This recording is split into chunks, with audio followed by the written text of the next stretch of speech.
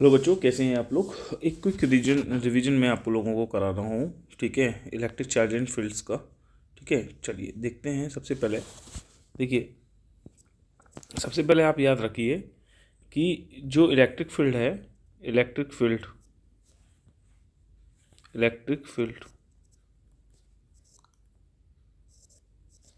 Due to a point charge, due to a point charge, जो हमारा point charge होता है उसकी वजह से जो इलेक्ट्रिक फील्ड होता है वो आप ध्यान रखिए। अगर कोई चार्ज पॉजिटिव चार्ज है, उसकी से आर दूरी पर अगर हमारे पास कोई पॉइंट पी है, तो इस पॉइंट पर जो इलेक्ट्रिक फील्ड होगा, इस पॉइंट पर जो इलेक्ट्रिक फील्ड होगा आप देखेंगे। जस्ट अ मिनट,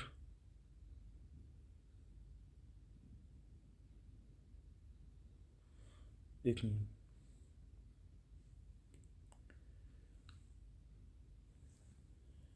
इस पे जो इलेक्ट्रिक फील्ड होगा वो आप देखेंगे 1/4 पाई बेटा epsilon naught into Q upon R square होता है। ठीक है, पॉजिटिव चार्ज की वजह से। और अगर चार्ज नेगेटिव होता है तो नेगेटिव चार्ज की वजह से आर दूरी पर जो पॉइंट पी होता है, इस पर इलेक्ट्रिक फील्ड इसी की ओर होता है। ये बस आपको ध्यान रखना है। और जो इलेक्ट्रिक फील्ड की इंटेंसिटी होती है वो भी यही होती है, 1/4 pi epsilon naught into Q upon R square. ये ध्यान। ठीक है, एक चीज़ और समझ लीजिए, अगर कोई चार्ज पॉजिटिव है और वो पॉजिटिव चार्ज इलेक्ट्रिक फील्ड में रखा हुआ है, तो उस पर जो फोर्स लगेगा वो इलेक्ट्रिक फील्ड की डायरेक्शन में लगेगा। ध्यान रखना, ए बराबर होता है वो क्यू ई। और अगर कोई इलेक्ट्रिक फील्ड में कोई चार्ज नेगेटिव चार्ज रखा हुआ है, तो उस पर जो फोर्स लगता है वो इलेक्ट्रिक फील्ड के अपोजिट डायरेक्शन में लगता है, दैट इज क्यू ई, ए बराबर Q E.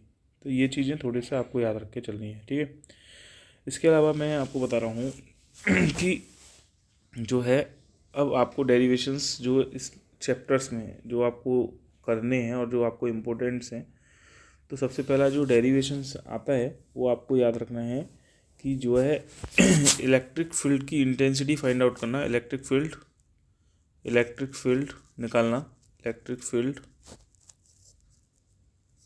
Due to dipole, dipole at axial point, at axial point, axial point पर फाइंड आउट करना। ठीक है बेटा, इलेक्ट्रिक फील्ड निकालना है ड्यू टू डाइपोल की वजह से एट एक्सियल पॉइंट पर कैसे निकलेगा। ठीक है, तो सबसे पहले देखिए, दो जो है डाइपोल है हमारे पास, एक पर चार्ज है माइनस, नेगेटिव माइनस चार्ज है, पॉजिटिव चार्ज है। ठीक है, और इनके बीच का जो सेपरेशन होता है दैट इज 2L, यही होता है। तो ये क्या फॉर्म करेगा, एक डाइपोल फॉर्म करता है। क्या फॉर्म करेगा बेटा, एक डाइपोल। ठीक, अब इसके सेंटर से ठीक है, डाइपोल की एक्सिस पर आर डिस्टेंस पर एक पॉइंट लेंगे, आर डिस्टेंस पर एक पॉइंट लेंगे पी। तो इस पॉइंट पी पर नेट इलेक्ट्रिक फील्ड लगा लेंगे दो चार्जेस की वजह से, क्योंकि डाइपोल क्या है, सिस्टम ऑफ टू चार्जेस। ठीक है, तो इस पॉजिटिव चार्ज से अगर हम देखें, इस पॉजिटिव चार्ज से पी तक की जो डिस्टेंस होगी, प्लस क्यू चार्ज से पी तक की जो डिस्टेंस होगी, ये कितनी होगी, क्योंकि ये 2L है, ये एल है, ये एल है, तो ये वाली जो डिस्टेंस होगी ये होगी आर माइनस जो है एल होगी। अच्छा, ये माइनस क्यू चार्ज से कितनी होगी ये दूरी, ये होगी आर प्लस एल।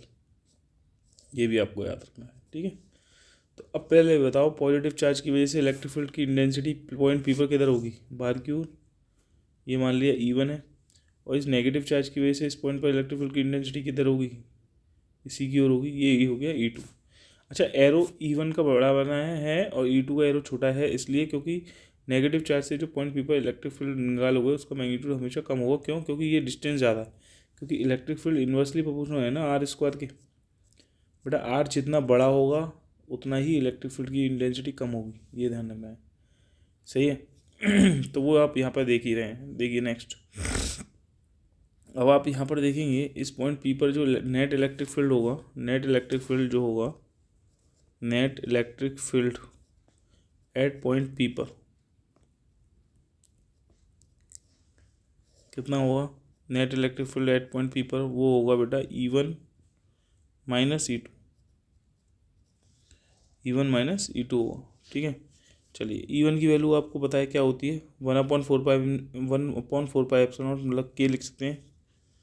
ठीक है, इंटू इंटू प्लस क्यू की वजह से के इंटू क्यू अपॉन डिस्टेंस कितनी है आर माइनस एल का whole square, R minus L का whole square 1/4 Q upon R square होता है ना। तो देखिए इस पॉजिटिव चार्ज से इस पी तक की जो डिस्टेंस है that is R minus L, ठीक है। माइनस के कौन सा चार्ज है, नेगेटिव चार्ज क्यू अपॉन, बेटा यहाँ से नेगेटिव चार्ज से लेके पॉइंट पी तक की डिस्टेंस कितनी है, आर प्लस एल का होल स्क्वायर है। कितना है, आर प्लस एल का होल स्क्वायर है, ठीक है। ये है क्योंकि अब चूंकि आप मैग्नीट्यूड ले रहे हो इसलिए यहाँ का जो माइनस क्यू का माइनस क्यू है वो आप नहीं लेंगे यहाँ पे माइनस क्यू, ध्यान रखना। ये माइनस जो है ये ऑलरेडी जो है नेगेटिव चार्ज था ना, इस नेगेटिव चार्ज की वजह से इस पॉइंट पर पी पर डायरेक्शन ऑलरेडी दिखा दी है कि E2 की डायरेक्शन इधर होगी, ठीक। तो चलिए अब इस के क्यू को कॉमन ले लीजिए। जब इस के क्यू को कॉमन ले लोगे तो ये हो जाएगा 1/r माइनस एल का whole square minus 1/r plus L का होल स्क्वायर, यही होगा, ठीक है। तो देखिए यहाँ पे ध्यान से जो इलेक्ट्रिक फील्ड आएगा एट पॉइंट पी पर वो कितना आ जाएगा, के क्यू कॉमन ले लीजिए, के क्यू कॉमन ले लीजिए। तो देखिए यहाँ पे आ जाएगा ये आर माइनस एल का होल स्क्वायर, ये हो जाएगा आर प्लस एल का होल स्क्वायर। तो ये आ जाएगा आपके पास आर प्लस एल का whole square minus R minus L का होल स्क्वायर, ठीक है बेटा। तो ये इलेक्ट्रिक फील्ड की जो वैल्यू आएगी ये आ जाएगी के इंटू क्यू इंटू ये हो जाएगा ए प्लस बी का होल स्क्वायर और ये, तो इसको कर लीजिए R square plus L square plus 2l into R, ये हो जाएगा माइनस आर स्क्वायर माइनस के एल स्क्वायर प्लस के 2lr अपॉन के ये कितना हो जाएगा R square minus L square की होल स्क्वायर, ये हो जाएगा, ठीक है। ये कैंसिल आउट कर देंगे, कितना आ जाएगा ये के into Q into 4lr upon के आर स्क्वायर माइनस के एल स्क्वायर की होल पावर होल स्क्वायर, ठीक है। चलो अच्छा ऊपर देख लीजिए के इंटू क्यू इंटू 2l लिख सकता हूँ इंटू इंटू कितना हो गया ये हो गया आपके पास 2r, ठीक है, upon upon R square minus के एल स्क्वायर की होल पावर 2। बेटा मैंने क्या किया है यहाँ पे इस 4l को लिख दिया है 2l इंटू 2r, क्लियर है। q इंटू 2l को क्या लिख सकते हैं p इंटू 2r अपॉन के क्या हो जाएगा आर स्क्वायर माइनस के एल स्क्वायर का होल स्क्वायर, ठीक है। तो यहाँ पर देखिए इलेक्ट्रिक फील्ड जो होगा एट एक्सियल पॉइंट कितना हो जाएगा वो, देखिए यहाँ पर ये हो जाएगा 2k p into R upon R square minus L square की होल पावर 2। अगर बेटा r की वैल्यू ग्रेटर देन है किससे, l से, अगर मेरा यहाँ पर r जो है मान लो ग्रेटर देन है किससे, l से, तो यहाँ पर इलेक्ट्रिक फील्ड जो होगा एट एक्सियल पॉइंट आप देखेंगे ये हो जाएगा 2kp into small r upon ये हो जाएगा आर स्क्वायर की होल पावर 2, दैट इज ये हो जाएगा 2kp into small r upon r की पावर हो जाएगा 4। तो ये आ जाएगा बेटा 2kp अपॉन के स्मॉल r की वजह, ठीक है। ये इलेक्ट्रिक फील्ड निकल रहा है एट एक्सियल पॉइंट पे, जो आपको याद रखना है, ठीक है। अच्छा इसकी जो वेक्टर फॉर्म देखें अगर हम, देखो ये इलेक्ट्रिक फील्ड जो था नेट इलेक्ट्रिक फील्ड, और देखो डायरेक्शन जो है आप देखेंगे यहाँ पे जो इलेक्ट्रिक फील्ड की जो डायरेक्शन डायपोल मोमेंट की डायरेक्शन है वो किधर होगी, नेगेटिव चार्ज से पॉजिटिव चार्ज तो होगी, है ना। और नेट इलेक्ट्रिक फील्ड की जो डायरेक्शन होगी वो भी किधर होगी, इधर होगी, क्योंकि E1 माइनस E2 है। तो देखो दोनों ही एक डायरेक्शन में है, नेट इलेक्ट्रिक फील्ड और जो डायपोल मोमेंट है वो भी दोनों एक ही डायरेक्शन में है। तो क्या लिख सकता हूँ मैं इसे, देखो ये लिख सकता हूँ electric field at axial point vector quantity equal to हो जाएगा ये 2k vector p upon R cube, ये है, ये आपके पास है, ठीक है।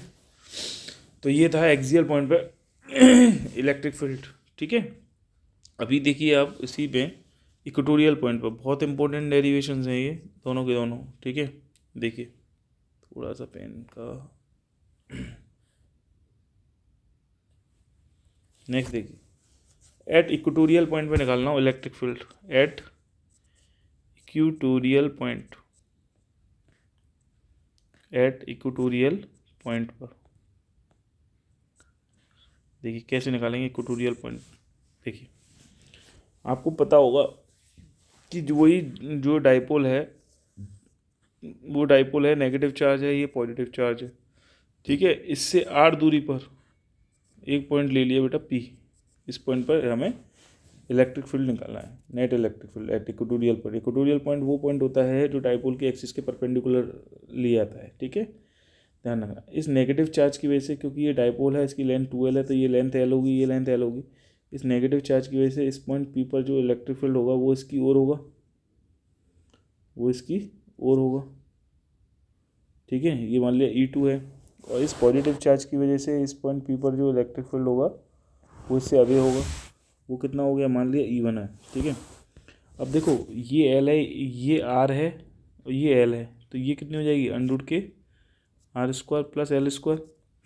अच्छा ये L है, ये R है, ये भी ऐसे ही हो जाएगी अंडर के L² प्लस R², ठीक है। अब मुझे बताओ यहाँ से पॉइंट P से प्लस Q चार्ज की जो डिस्टेंस है ये, और नेगेटिव चार्ज से पॉइंट P तक की जो डिस्टेंस है ये दोनों सेम है।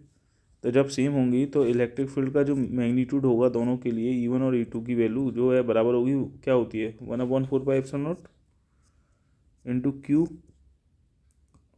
अपॉन इनके बीच की जो डिस्टेंस है इसका स्क्वायर करोगे तो R² प्लस L² हो जाएगा, स्क्वायर रूट हट जाएगा, यही होगी। चलो ठीक है। अब जब एक ट्राइंगल है और इसमें जब ये वाली साइड जो है अंडर R² प्लस L² और ये वाली साइड दोनों बराबर हैं, तो इनके सामने के एंगल्स भी तो बराबर होंगे, ये थीटा होगा तो ये भी थीटा होगा, ठीक है। जब ये थीटा और ये थीटा होगा तो अब आप मुझे बताओ ध्यान से, ये थीटा है तो देखो ये भी थीटा होगा, है ना, और ये थीटा है तो देखो ये भी थीटा होगा, ये थीटा है तो देखो ये भी थीटा होगा। वर्टिकल अपोजिट एंगल है और ये वाला अल्टरनेट एंगल था, ठीक है। तो इस E1 के दो कंपोनेंट हो जाएंगे बच्चा, एक इस डायरेक्शन में कंपोनेंट हो जाएगा जो होगा क्या, E1 cos थीटा, ठीक है, और एक कंपोनेंट हो जाएगा ऊपर E1 sin थीटा।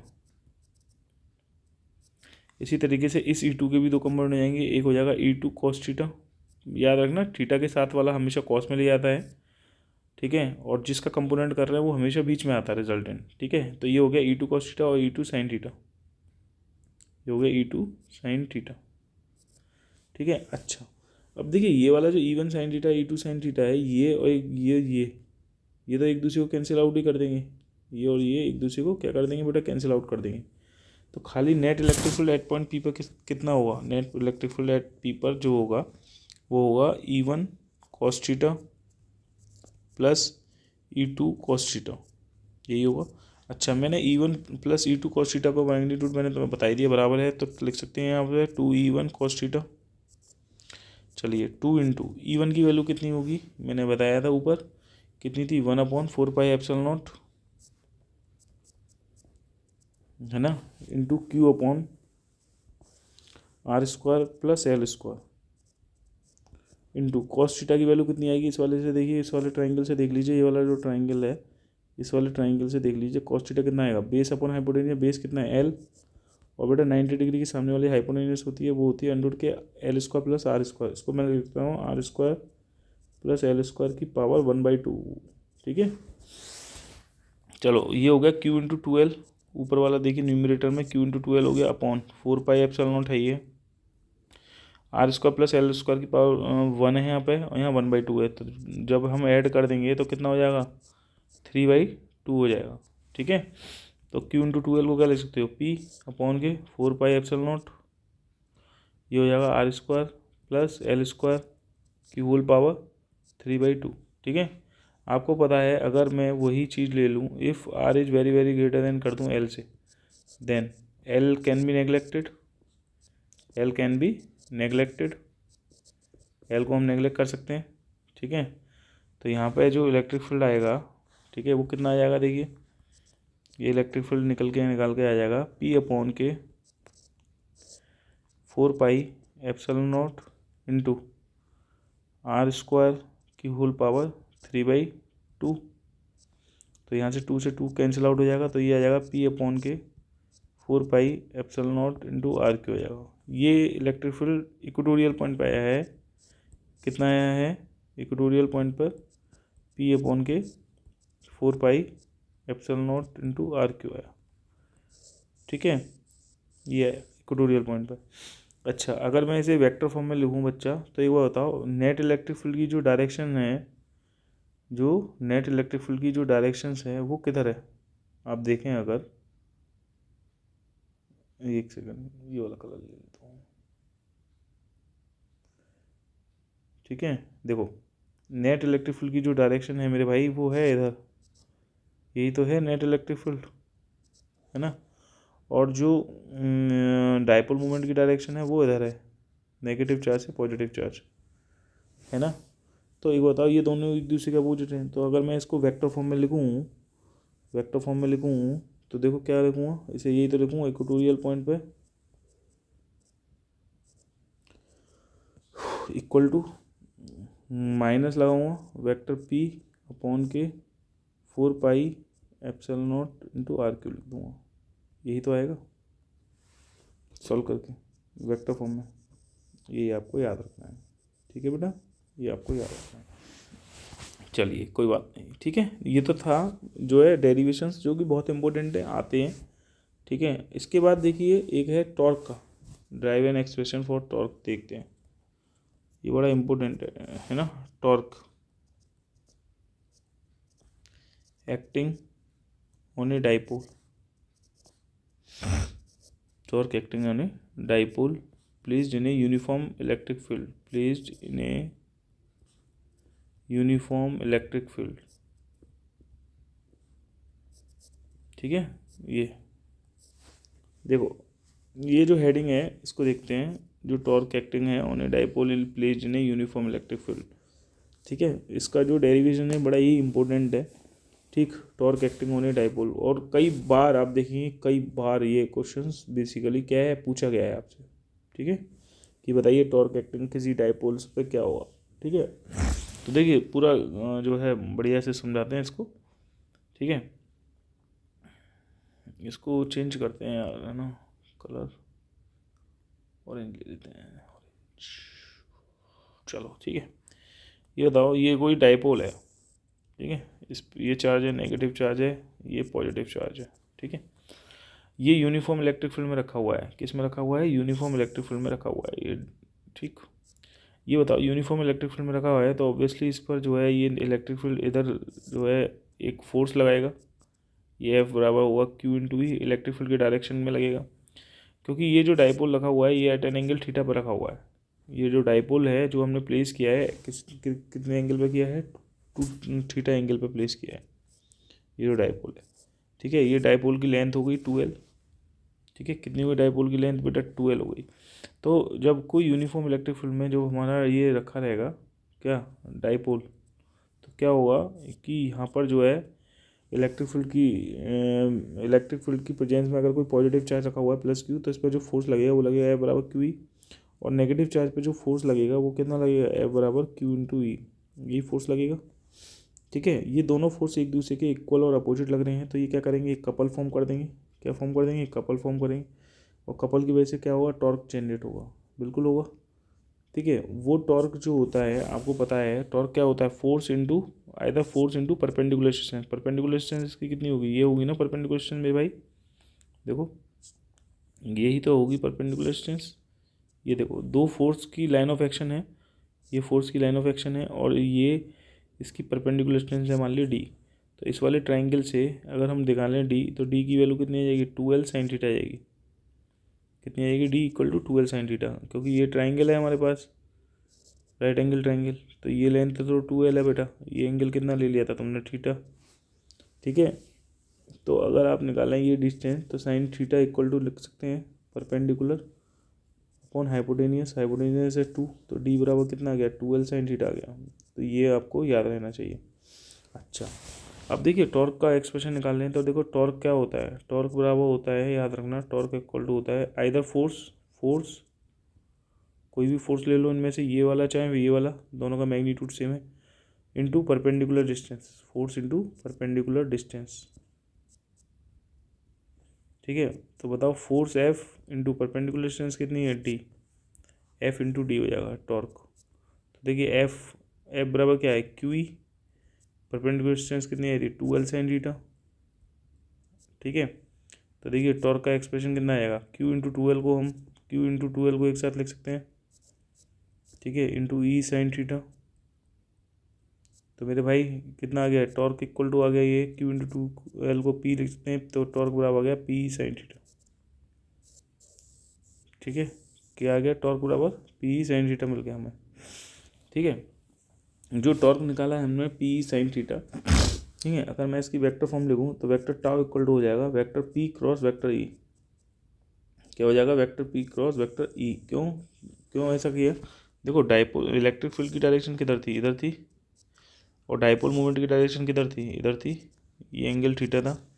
तो देखो जो टॉर्क लगेगा, ऑब्वियसली टॉर्क जो लगेगा जब उंगली को आप कल करोगे वेक्टर पी से वेक्टर क्यू की ओर करोगे, तो जो टॉर्क की डायरेक्शन होगी वो हमेशा जेड एक्सिस में होगी, किधर होगी, प्लेन के परपेंडिकुलर। अगर देखा जाए ये प्लेन है, देखिए मैं आपको दिखा देता हूँ, ये प्लेन ही तो है एक तरीके से, ये प्लेन ही तो है अगर देखा जाए, ठीक है। इसके पैरेलल ये बना दिया, इसके पैरेलल ये बना दिया, ठीक है। अब इसके परपेंडिकुलर ही तो टॉर्क लगेगा, तो टॉर्क जो लगेगा इन प्लेन के परपेंडिकुलर लगेगा डाउनवर्ड डायरेक्शन में, ठीक है, ध्यान रखना है, ठीक है। तो vector P cross vector E लगेगा टॉर्क, ठीक है। तो ये वाला जो एक्सप्रेशन था ये आपको याद रखना है। और एक बार जो है आपसे इसकी स्टेबल कंडीशंस भी पूछी गई थी कि बताइए स्टेबल इक्विलिब्रियम के लिए कैसा जो है वो बताना था, स्टेबल इक्विलिब्रियम की कंडीशन और अनस्टेबल इक्विलिब्रियम। तो देखो फॉर स्टेबल इक्विलिब्रियम के लिए, फॉर स्टेबल इक्विलिब्रियम के लिए, स्टेबल इक्विलिब्रियम अगर हम देखें स्टेबल इक्विलिब्रियम के लिए आपको ये याद रखना है कि जो डाइपोल था, तुम्हारा डाइपोल था ना, ऐसे था डाइपोल, नेगेटिव चार्ज और पॉजिटिव चार्ज था, किसी एंगल थीटा पर था। भाई इस पर टॉर्क लगा, इस टॉर्क के लगने से ये डाइपोल बेचारा घूम गया, ठीक है, और इलेक्ट्रिक फील्ड की डायरेक्शन में आ गया, ये इलेक्ट्रिक फील्ड की डायरेक्शन थी, तो ये डाइपोल घूम करके किधर आ गया, इलेक्ट्रिक फील्ड की डायरेक्शन के एलोंग आ गया। ये नेगेटिव चार्ज है, ये पॉजिटिव चार्ज है, ठीक है। यूनिफॉर्म इलेक्ट्रिक फील्ड मेरा इस डायरेक्शन में तो था ही, जब डाइपोल इधर घूम के आ गया तो देखो डाइपोल मूवमेंट की डायरेक्शन भी इधर है, दोनों के बीच का एंगल थीटा कितना हो गया, अब जीरो हो गया, नहीं हो गया। जब थीटा जीरो हो गया और टॉर्क का फॉर्मूला क्या था, P sine theta, P sine theta, theta की वैल्यू जीरो रख दोगे तो साइन जीरो की वैल्यू जीरो होती है ना, तो टॉर्क का वैल्यू कितना आ जाएगा, टॉर्क का वैल्यू मिलेगा जीरो, कितना मिलेगा, टॉर्क का वैल्यू जीरो मिल जाएगा, ठीक है। तो और अनस्टेबल इक्विलिब्रियम के लिए अगर हम बात करते हैं, फॉर अनस्टेबल इक्विलिब्रियम के लिए, फॉर अनस्टेबल इक्विलिब्रियम के लिए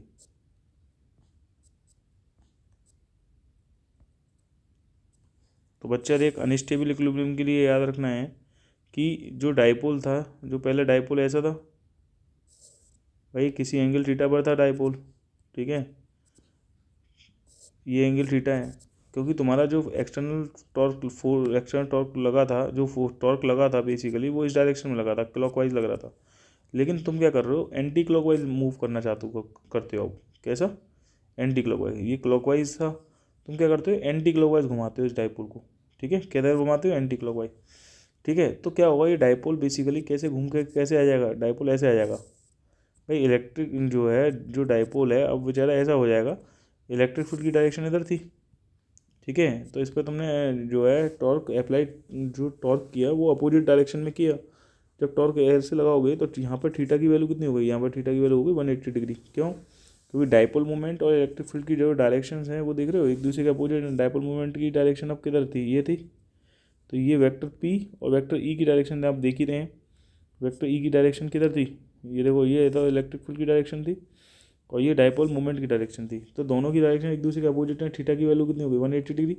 तो जो टॉर्क मिलेगा वो कितना मिलेगा बेटा, पी इंटू ई साइन 180, और देखो साइन 180 की वैल्यू भी कितनी होती है, जीरो, तो टॉर्क यहाँ पे भी कितना मिलने वाला है, जीरो ही मिलने वाला है, ठीक है। क्या मिलेगा, अनस्टेबल इक्विलिब्रियम के लिए टॉर्क कितना मिलेगा, जीरो मिलेगा, ठीक है। अच्छा, अगर हमें मैक्सिमम टॉर्क चाहिए, फॉर मैक्सिमम टॉर्क के लिए अगर हम बात करें, फॉर मैक्सिमम टॉर्क के लिए, थर्ड केस देख रहे हैं, केस थर्ड, तो ये बताओ फॉर मैक्सिमम टॉर्क के लिए, टॉर्क मैक्सिमम टॉर्क के लिए आपको पता है भाई, थीटा की वैल्यू अगर 90 डिग्री हो तो साइन की वैल्यू 90 डिग्री होगी, तो पी साइन थीटा होता है ना, थीटा की वैल्यू आपने 90 रख दी यहाँ पे, तो आपको मैक्सिमम टॉर्क मिलेगा उस पर, थीटा इक्वल टू 90 डिग्री पे, वो कितना होगा, पी इंटू ई होगा, ठीक है। ये चीज़ आपको क्या करनी है, बेसिकली याद रखनी है कि कब जो है हमारा टॉर्क मैक्सिमम होगा, कब आपका टॉर्क क्या होगा, मिनिमम होगा। तो ये सारी चीज़ें आपको बेसिकली क्या करनी है, याद रखनी है। अच्छा, इसी में एक चीज़ मैं एडिशनल बताना चाहता हूँ कि कई बार क्या हो जाता है कि आपसे इसका ओरिएंटेशन पूछ लेगा कि बताइए थीटा की जो है टॉर्क का वेरिएशन बताइए थीटा के साथ क्या होगा। क्या बताएं, पूछ लेता है टॉर्क का वेरिएशन पूछ लेता है थीटा के साथ। तो आप बेसिकली फार्मूला जानते हैं, टॉर्क का फार्मूला जानते हैं, कितना होता है, पी साइन थीटा होता है। ठीक है, टॉर्क का फार्मूला जानते हैं, पी साइन थीटा। ठीक है, अगर आपसे पूछ ले कि बताइए find the orientation of the torque का, ठीक है, वो कब जीरो होगा, कब मैक्सिमम होगा, और ग्राफिकली रिप्रेजेंट करना है टॉर्क का वेरिएशन। मैं यहाँ पे ग्राफिकली शो करके दिखाऊंगा, शो करूँगा ग्राफिकली। ग्राफिकली क्या शो करूँगा, ग्राफिकली बेसिकली जो वेरिएशन है टॉर्क का वेरिएशन शो करूँगा। यहाँ लिख दे रहा हूँ वेरिएशन ऑफ टॉर्क शो करूँगा ग्राफिकली, वेरिएशन ऑफ टॉर्क का। ठीक है बेटा, किसके साथ, विद ओरिएंटेशन थीटा के साथ, विद ओरिएंटेशन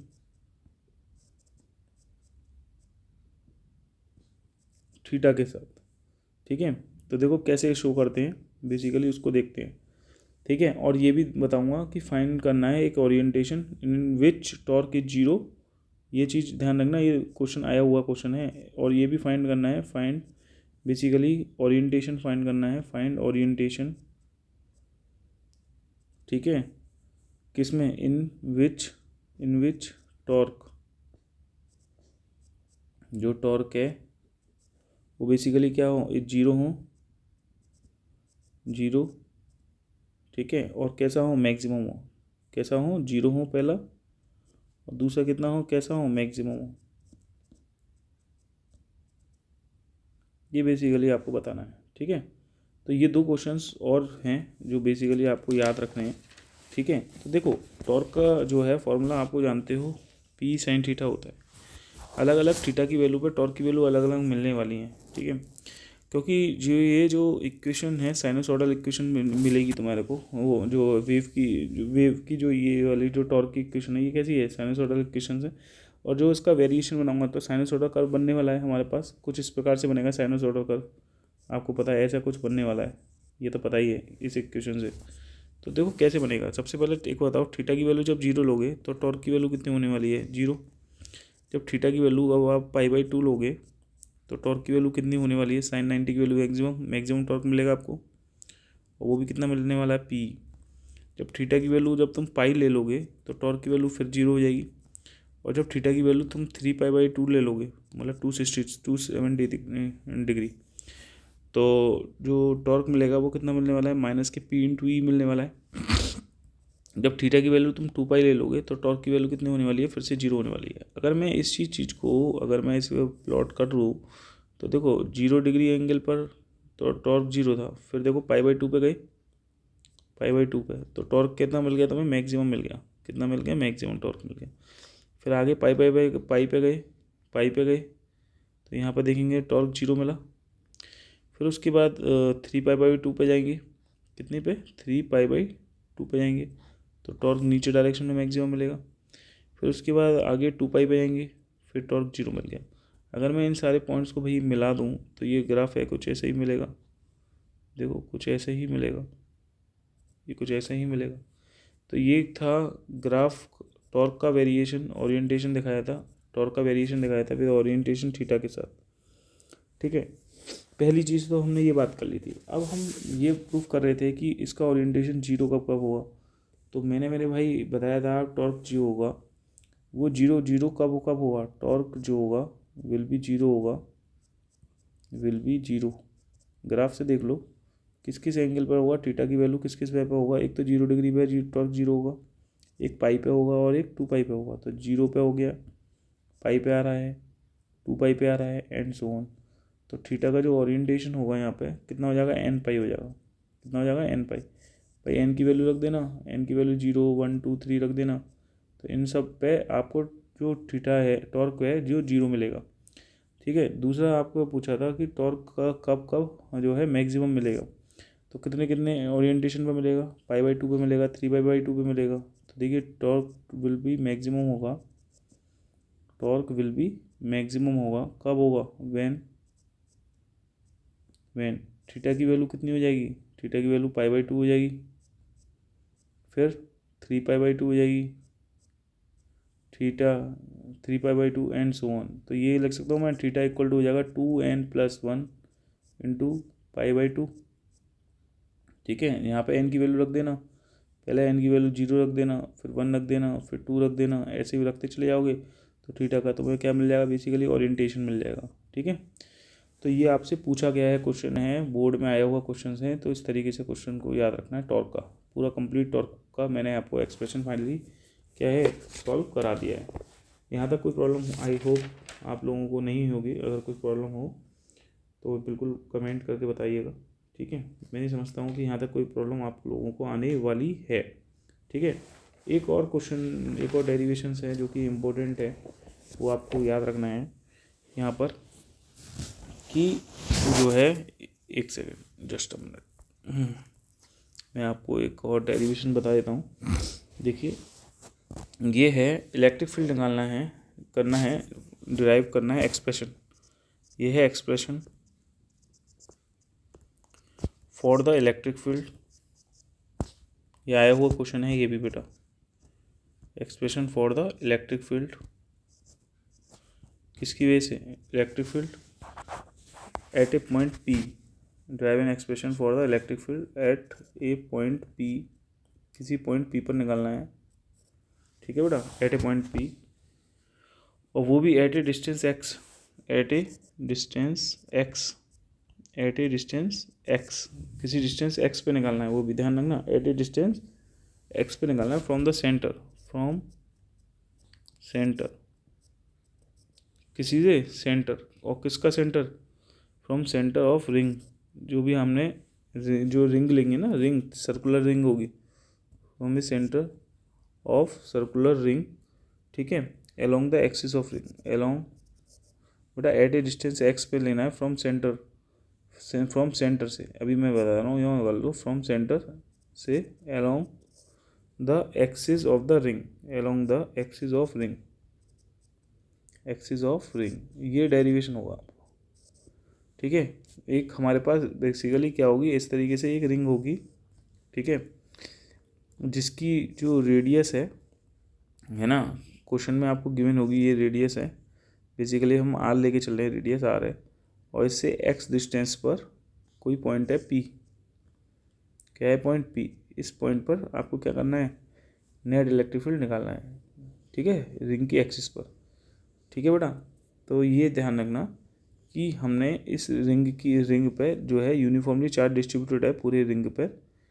ठीक है, पूरी लेंथ पर, रिंग की पूरी लेंथ पर, सरकमफ्रेंस पर कह सकते हो, पूरा यूनिफॉर्मली चार्ज क्या है, बेसिकली डिस्ट्रीब्यूटेड है।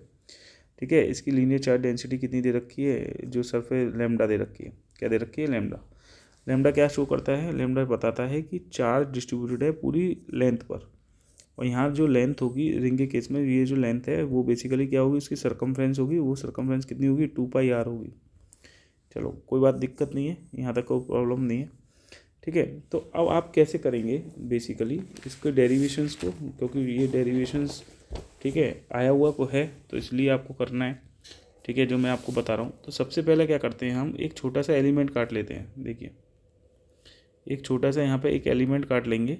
ठीक है, ये एलिमेंट काट लेंगे DQ, तो इससे मान लेंगे, इससे r डिस्टेंस पर एक पॉइंट है P, इस पॉइंट पर इस पॉजिटिव चार्ज DQ की वजह से, छोटे से एलिमेंट की वजह से जो इलेक्ट्रिक फील्ड होगा वो कितना होगा, इधर होगा बाहर की ओर D।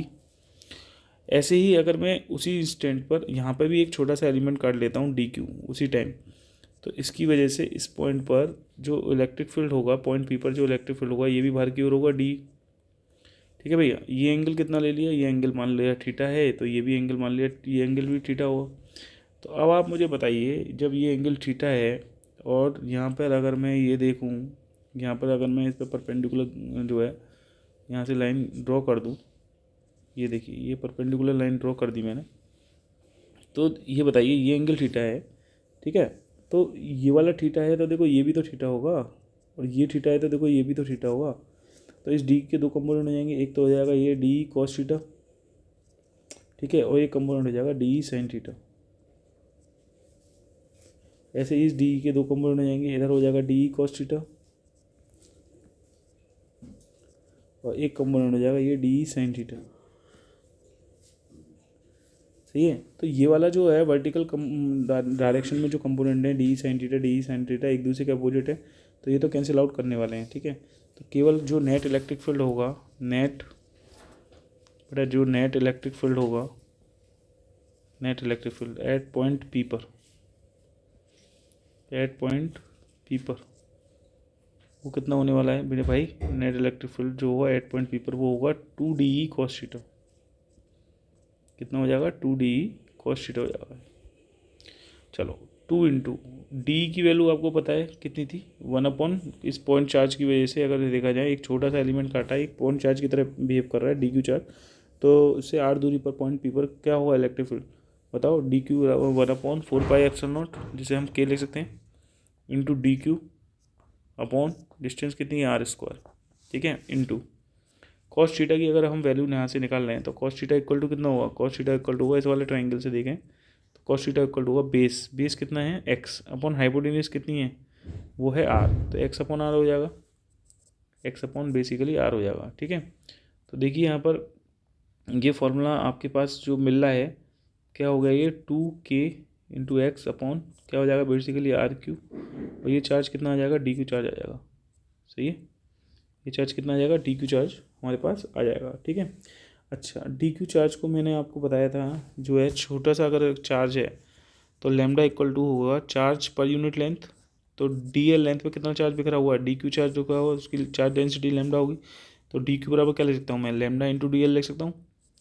भाई पूरी सर्कमफ्रेंस पर अगर जो चार्ज Q था तो लैम्डा इक्वल टू Q/L लिख लिया था। अब स्मॉल लेंथ DL पर DQ चार्ज डिस्ट्रीब्यूटेड है तो लैम्डा इक्वल टू DQ/DL हो जाएगा, तो DQ बराबर हो जाएगा लैम्डा इंटू DL। तो यहाँ पर रख सकते हैं हम, कितना हो जाएगा? ये 2k इंटू एक्स अपॉन के r3, DQ के रख दिया लैम्डा इंटू DL रख दिया, क्योंकि हमें इंटीग्रेशन करना पड़ेगा ना यहाँ पर। अभी इंटीग्रेशन कर देते हैं। देखिए तो ये हो गया 2k x into lambda upon के r3, तो इंटीग्रेशन कर दीजिए, क्योंकि ये जो इलेक्ट्रिक फील्ड बेसिकली निकाला था ये डी मान लीजिए आप, क्योंकि स्मॉल इलेक्ट्रिक फील्ड निकाला है ना, ये सब जगह डी लेके चलिए आप एट पॉइंट पी। तो टोटल इलेक्ट्रिक फील्ड निकालेंगे, अगर हम टोटल इलेक्ट्रिक फील्ड निकालेंगे तो क्या करेंगे? यहाँ पे ऊपर लिख दीजिएगा, हेडिंग डाल दीजिएगा, टोटल लिखेंगे, total electric field eight point P पर।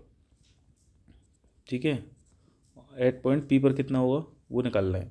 इंटीग्रेशन कर देंगे तो ये हो जाएगा DL। अब बताइए इसकी लिमिट कहाँ से कहाँ तक लगेगी? देखिए आपने जो है ना एक साथ एक सर्कमफ्रेंस पे दो चार्जेस काट लिए हैं एक बार में, DQ और DQ। जब ये चार्जेस DQ यहाँ आएगा तो उतने में ये चार्जेस DQ यहाँ चला जाएगा। अगर आप देखें हैं तो जब ये चार्ज DQ यहाँ आएगा, मतलब मैं लिमिट लगा रहा हूँ, जब एक पूरा कंप्लीट सर्किल जो है आपको ये बताना चाहता हूँ कि कितनी दूरी पे तय कर लेगा पूरा सर्किल, क्योंकि एक साथ दो लिमिट आपने काटी है DQ। जब ये DQ यहाँ आएगा तो ये DQ उस समय यहाँ आ जाएगा, जब ये DQ यहाँ आएगा तो उस समय ये DQ यहाँ आ जाएगा। कहने का मतलब है जब ये DQ यहाँ आएगा, भाई DQ यहाँ से यहाँ चलते हुए आ जाएगा यहाँ पे, उसी समय ये DQ यहाँ पहुँच जाएगा। तो ये आधी मतलब हाफ सर्कमफ्रेंस में ही पूरा कंप्लीट सर्किल कंप्लीट कर लेगा, क्योंकि एक साथ दो DQ काटे हैं ना एक साथ। अगर सिंगल DQ काटा होता तो पूरी लिमिट लगाते 0 से 2πr, लेकिन अगर खाली सिंगल एक साथ दो काटे हैं तो ये जो DQ है पहला वाला DQ और ये वाला जो DQ है, ये वाला DQ, दोनों DQ, ठीक है, आधा चक्कर में ही पूरा कंप्लीट चक्कर पूरा कर लेंगे, क्योंकि ये DQ जब यहाँ आएगा तो ये DQ यहाँ हो जाएगा, तो पूरा चक्कर कंप्लीट हो गया नहीं हो गया? और कितनी दूरी तय करने में हुआ? केवल और 0 से πr, कितनी से πr की दूरी तय करने से ये चीज़ हमारे पास कंप्लीट हो गई। ठीक है, तो ये electric field eight point P पे बिठा जाएगा simply 2k lambda into x upon के r3। इंटीग्रेशन करोगे DL का कितना होगा? L, लिमिट लगा दोगे 0 से πr। ठीक है, वैल्यू पुट कर दीजिएगा यहाँ पर, कितना आ जाएगा? यह आ जाएगा 2k lambda into x upon के r3, लिमिट लग गई पाई इंटू r माइनस 0। ठीक है, तो ये इलेक्ट्रिक फील्ड जो आएगा आपका पास ये बेसिकली आ जाएगा 2k lambda into X into pi upon r² हो जाएगा। देखिए ये r था और ये r3 था जो डिनोमीटर में था। मैं चलो एक स्टेप और कर दे रहा हूँ, तो ये इस r से ये कट गया था तो ये r² हो गया था, तो 2k lambda into pi into x upon के कितना हो गया, ये आर स्क्वायर हो गया। सही है। यहाँ पे जो के की वैल्यू है, अगर आप यहाँ पर जो है इसको देखिए वैल्यू को पुट करना चाहें तो 2 × 1/4 पाई एप्सिलॉन नॉट हो जाएगी। ठीक है, लैम्डा इंटू पाई। ठीक, और देखिए ये है ये एक्स अपॉन आर स्क्वायर को क्या लिख सकता हूँ, देखो यहीं से इस वाले फिगर से देख लीजिए, आर स्क्वायर को लिख सकता हूँ यहाँ से, आर स्क्वायर पाइथागोरस थ्योरम लगा दूँगा तो आर स्क्वायर बराबर हो जाएगी capital R square plus small x square.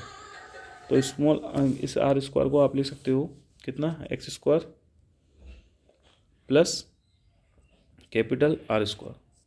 ठीक है, ये आप लिख सकते हो, कोई प्रॉब्लम तो नहीं है यहाँ तक, आई होप कोई दिक्कत आपको नहीं होगी।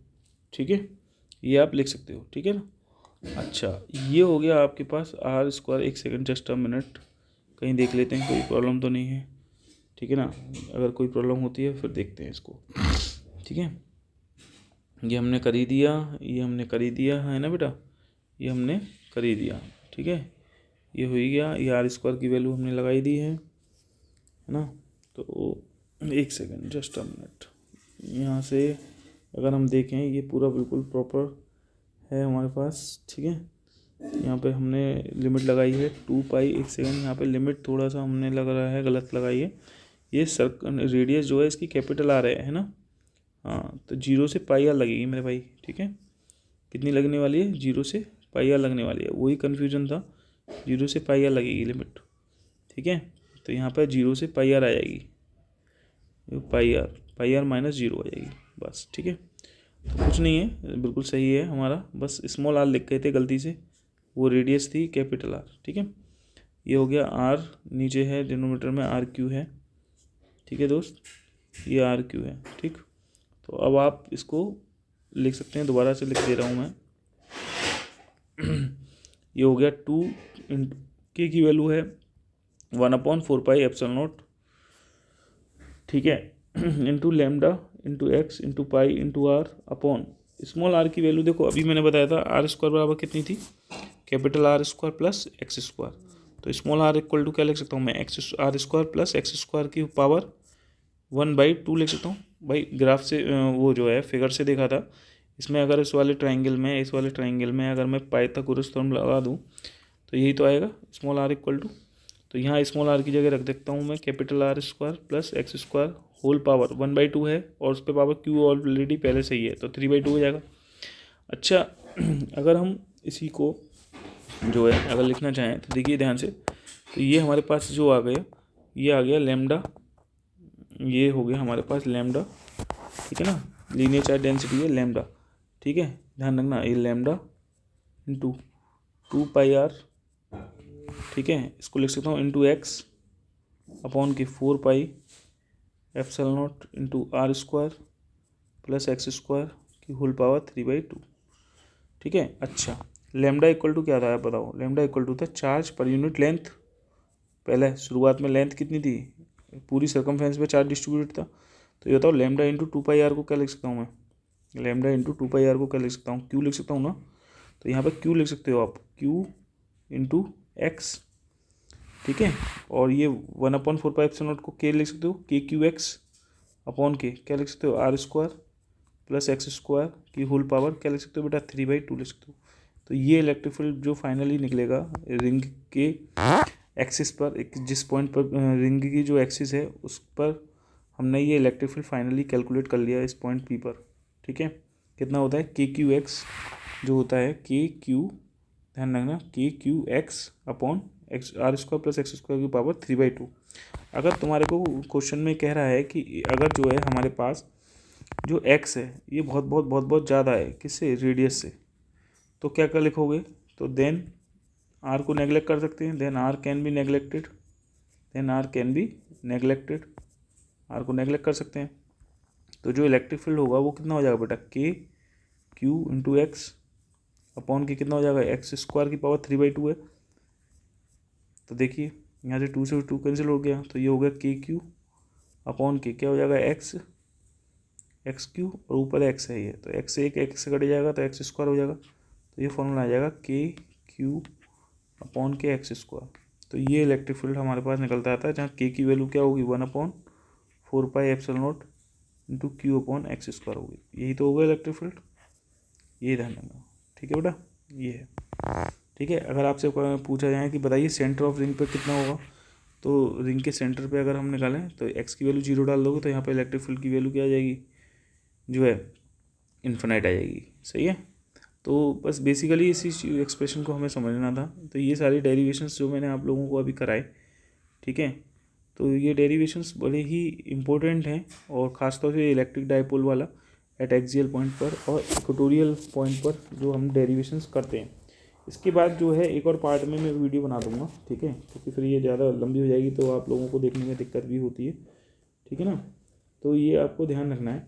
और जो ये वेरिएशंस कई बार ये भी पूछ लेता है, जो हमने ये ऊपर वाला जो वेरिएशन दिखाया है ना इलेक्ट्रिक फील्ड का, जो इक्वेटोरियल पॉइंट पे दिखाया था, इक्वेटोरियल पॉइंट पे ये, तो इसका वेरिएशन बताओ क्या होगा। कई बार पूछ लेता है कि इक्वेटोरियल पॉइंट पर और या एक्सियल पॉइंट पर कभी वेरिएशन पूछ लिया, तो यहाँ पर इलेक्ट्रिक फील्ड एक्सियल पॉइंट पर तुम देख रहे हो इन्वर्सली प्रोपोर्शनल है आर क्यू के।